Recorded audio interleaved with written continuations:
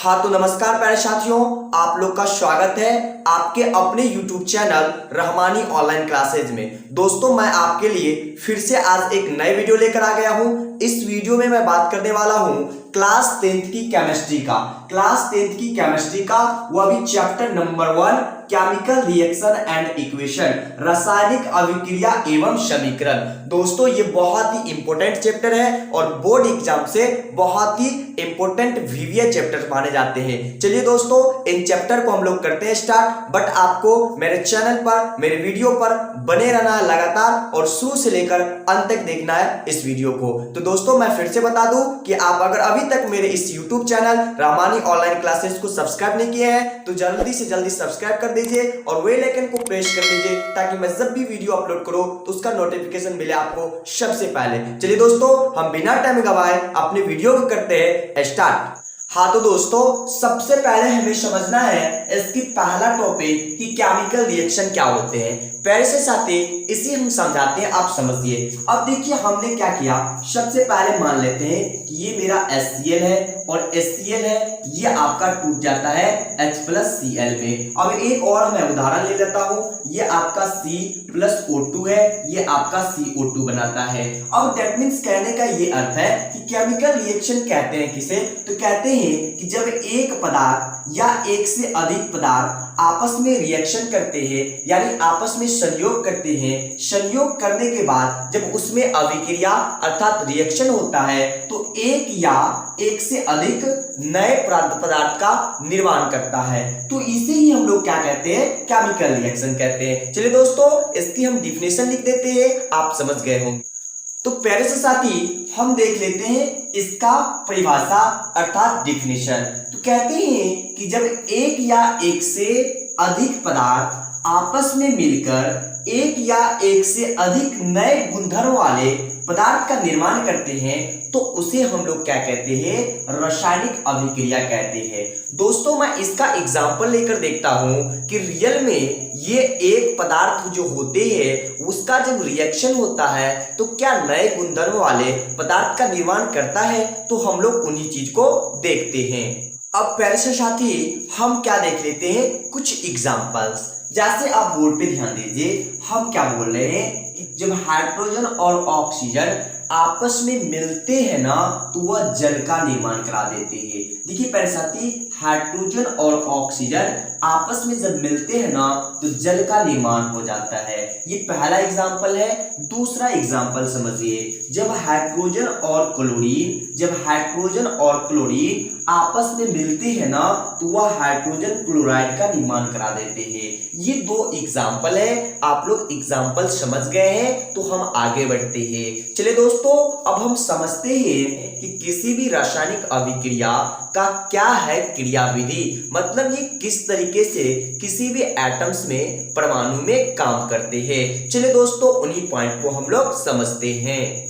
तो प्यारे से साथी अब हम बात कर रहे हैं कि रासायनिक अभिक्रिया का क्रियाविधि क्या है, ये किस आधार पर काम करता है, तो हम इसे समझाने की कोशिश करते हैं। देखिए प्यारे साथी हम सबसे पहले मान लेते हैं कि ये मेरा क्या है, हाइड्रोजन है और ये मेरा क्या है, ऑक्सीजन है। जब हाइड्रोजन और ऑक्सीजन आपस में रिएक्शन करते हैं तो ये हमें बना के देती है H2O अर्थात जल। अब देखते हैं कि ये किस तरीके से आपस में टूटकर ये बना देते हैं H2O अर्थात जल। अब देखिए प्यारे से फ्रेंड्स यहाँ पर हम बात कर रहे हैं हाइड्रोजन का, तो समझना आपका है। यहाँ पर हाइड्रोजन है, ये आपका किस बॉन्ड से जुड़े हुए होते हैं, कोवैलेंट बॉन्ड के द्वारा अर्थात सहसंयोजक बंधन के द्वारा। अब देखिए ऑक्सीजन है, तो ऑक्सीजन किस बॉन्ड से जुड़े हुए होते हैं, तो ऑक्सीजन भी आपका यहाँ पर दो कोवैलेंट बॉन्ड के द्वारा जुड़े होते हैं। ये आपका क्लास 9th की चीज है बॉन्ड के बारे में, तो वहां आप लोग पढ़ चुके होंगे। अब देखिए दोस्तों सबसे पहले इसका क्रियाविधि कहता है ये आपस में कोवैलेंट बॉन्ड के द्वारा जुड़े होते हैं। कोई भी एटम्स कोवैलेंट के बॉन्ड के द्वारा जुड़े होते हैं और कोवैलेंट बॉन्ड जब जुड़े होते हैं, जब ये आपस में क्या करते हैं, रिएक्शन करते हैं, तो इसका सबसे पहला बॉन्ड टूट जाते हैं। मतलब यूं कहना है ये क्या करते हैं, सबसे पहले अपना बॉन्ड तोड़ लेते हैं। अब देखिए जब ये अपना बॉन्ड तोड़ते हैं तो ही आपका प्रोडक्ट में बनते हैं क्या जल बनते हैं। यानी इसका क्रियाविधि का कहने का मतलब है कि भाई क्या होता है, मैं आपस में जुड़ा हुआ रहता हूं, जब भी रिएक्शन करने का मुझे मौका मिलता है मैं उन जुड़े हुए चीज से टूट जाता हूं। लेकिन एक क्वेश्चन पूछता है कि वो जुड़ा हुआ किस चीज से होता है, तो वो कोवैलेंट बॉन्ड से जुड़ा हुआ होता है। जैसे रिएक्शन में भाग लेता है तो वो कोवैलेंट बॉन्ड आपस में टूट जाते हैं, यानी टूटने के बाद क्या करते हैं, वो दूसरे आपका एटम से सहयोग करके नए एटम्स का या नए कंपाउंड्स का निर्माण कर लेते हैं। तो ये दोस्तों कुछ था रासायनिक अभिक्रिया का क्रियाविधि, अर्थात वो किस तरीके से काम करता है। अब दोस्तों मैं अगले टॉपिक का बात करता हूं। अगले टॉपिक क्या है आप लोगों का। अब प्यारे से फ्रेंड्स हम देख लेते हैं कि केमिकल रिएक्शन की विशेषताएं क्या क्या होते हैं, यानी इसके कितनी विशेषताएं हो सकती हैं। तो पहला विशेषताएं है आपका कि अवस्था में परिवर्तन, यानी अवस्था में परिवर्तन होते हैं। दूसरा है कि रंग में परिवर्तन। तीसरा है गैस का उत्सर्जन। अब आप बोलिएगा कि रहमानी सर हम कैसे इस चीज को समझेंगे और कैसे आप पे विश्वास करेंगे कि अवस्था में भी परिवर्तन होता है, रंग में भी परिवर्तन होता है, गैस का भी उत्सर्जन होता है। तो बाबूलो मैं आपको प्रैक्टिकल करके दिखाता हूं कि किस तरीके से अवस्था में परिवर्तन, रंग में परिवर्तन और गैस का उत्सर्जन होता है। चलिए दोस्तों हम इन चीज को देखते हैं। तो सर जी मैं आपके लिए प्रूफ लेकर आ गया हूं। ये देखिए ना प्यारे से साथी, अब देखिए क्या बात है, यहाँ पर समझना है कि अवस्था में परिवर्तन कैसे होता है। मान लीजिए ये आपका H2 प्लस O2 है, ये जल बना देता है, मतलब ये आपका क्या है, ये आपका गैस है। क्या दोस्त, ये आपका गैस है। अब मतलब ये भी क्या है, ये भी आपका गैस है। अब देखिए ना ये भी गैस है, ये भी गैस है, ये आपका क्या हो गया, अरे भाई ये तो लिक्विड है, अरे भाई ये तो लिक्विड है। तो देखिए प्यारे साथी अवस्था में परिवर्तन हुआ ना, यहाँ पर गैस है, यहाँ पर गैस है, लेकिन जब ये रिएक्शन किया ना मिलकर, देखिए ना प्रोडक्ट में क्या बना दिया, लिक्विड। हम भाई ये भी चीज बताएंगे कि रिएक्टेंट क्या होते हैं और प्रोडक्ट क्या होते हैं। समझ में आया भाई लोग, ये गैस है, ये गैस है, लेकिन ये प्रतिफल जो बना है यानी जो नए सबस्टांस बने हैं वह लिक्विड है। मतलब इसका क्या है भाई, अवस्था में परिवर्तन हो गया है। अब भाई समझना है कि रंग में परिवर्तन सर जी कैसे होता है। रामानी सर आप ये न बताएं कि रंग में परिवर्तन कैसे होता है। देखिए भाई लोग ये आपका पोटेशियम डाइक्रोमेट है प्लस सल्फर ऑक्साइड है। अब देखिए सर जब ये रिएक्शन करता है ना ये हरा हो जाता है, मतलब ये आपका क्या होते हैं, ये आपका नारंगी होते हैं, और नारंगी होते हैं और प्रोडक्ट में क्या देते हैं, हरा दे देते हैं। तो हुआ ना रंग में परिवर्तन। आप लोग को बोले ना हम सबूत दे देंगे, देखिए ये सबूत है ना। चलिए दोस्तों अब आप लोग बोलिएगा कि सर जी गैस का कैसे उत्सर्जन होता है। बाबू समझो ना, देखो यहाँ पर जिंक है ना, यहाँ पर क्या है, हाइड्रोक्लोरिक है यानी हाइड्रोजन क्लोराइड है ना। अब देखो बाबू ये आपका क्या है, ये देखो और ये देखो। अब यहाँ पर देखो, यहाँ पर आपको समझ में आएगा सर जी H2 तो गैस है। हाँ बाबू रियल में ये क्या है, गैस है। अब देखो यहाँ पर गैस निकल गया ना, ये देखो क्या है, विलियन है, ये बाबू क्या है आपका, विलियन है। अब देखो ये गैस बन गया ना, अब ये क्या है आपका, ठोस है, ठोस है। मतलब क्या बोल सकते हैं बाबू, ये आपका अलग अलग तरीके से ये सारी विशेषताएं देते हैं। तो पहला विशेषता है क्या है, अवस्था में परिवर्तन, दूसरा विशेषता है रंग में परिवर्तन, तीसरा विशेषता है गैस में परिवर्तन। तो बाबू लोग हम आशा और विश्वास के साथ कहते हैं कि आप लोग को प्रूफ भी मिल गया हो कि केमिकल रिएक्शन की विशेषताएं कितने होते हैं, ये विशेषताएं होते हैं और इस तरीके से इन्हें हम लोग समझ चुके हैं। तो दोस्तों आप इसका नोट करते जाइए या स्क्रीनशॉट लेते जाइए, मजा आ जाएगा। बस वीडियो को लास्ट तक देख रहिए। अब हम बात करने वाले हैं कि इसके अगले टॉपिक क्या होते हैं। चलिए दोस्तों उन्हीं टॉपिक पे हम लोग ज्यादा से ज्यादा चर्चा करने वाले हैं। तो बाबू लोग अब दो नया चीज आ जाता है, इन्हें हम लोग को समझना बहुत ही जरूरी है। जैसे कि हम आगे की बात किए थे उसमें क्या बोले थे कि एक रिएक्टेंट होता है, एक प्रोडक्ट होता है, मतलब अभिकारक होता है, एक आपका प्रतिफल या उत्पाद होता है। दोस्तों मैं उन्हीं के बारे में बात करने वाला हूँ। देखिए अभिकारक क्या होते हैं, कहते हैं कि वह पदार्थ, क्या कहते हैं, वह पदार्थ जो किसी रासायनिक अभिक्रिया में भाग लेते हैं। मतलब कहने का यह है कि जो किसी रासायनिक अभिक्रिया में भाग ले उसे हम लोग क्या कहेंगे, अभिकारक कहेंगे। अब पहले से साथ यहाँ पर समझिए प्रतिफल और उत्पाद क्या है। कहते हैं कि वह पदार्थ जिसका निर्माण रासायनिक अभिक्रिया के बाद होता हो। मतलब कहते हैं कि जो पदार्थ रासायनिक अभिक्रिया के बाद जो बनता होगा ना नए पदार्थ, उन्हीं पदार्थ को हम लोग के प्रतिफल या